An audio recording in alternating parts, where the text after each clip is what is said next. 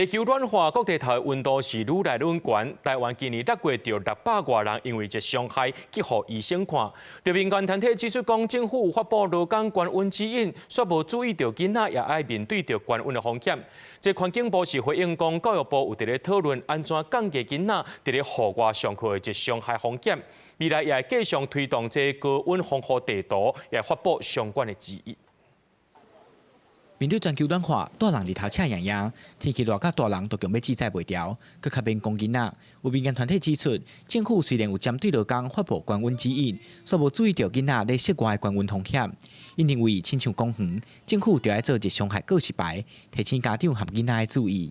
他们目前都只有定出一些策略方向，但却没有一个部会是定出明确的指引，利用一些科学上面的分析等等，做一些热伤害的指引上的告牌。比如说，一个公园里面可能会因为日照轨迹的改变啊等等，那有些比较没有遮阴的地方，它的温度可能比较高，那也可能会因为它的材质相对比较吸热。 等等，那这些都会让我们的儿少在使用油具的时候会发生烫伤的情况。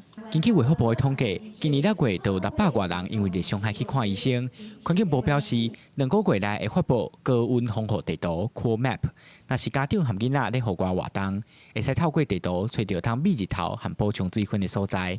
另外，环境部嘛表示，因和教育部针对高温的天气讨论调整户外上课的时间，未来嘛制作相关指引。有这个。 高中的老师若反映因为现在早上升旗的时候，那个学生就站在那个地方晒太阳。那教育部呢，就是学校要调整户外的课程，甚至它的时间。 环境部表示，高温防护地图会伫多次热岛效应明显的湘北和台南星座。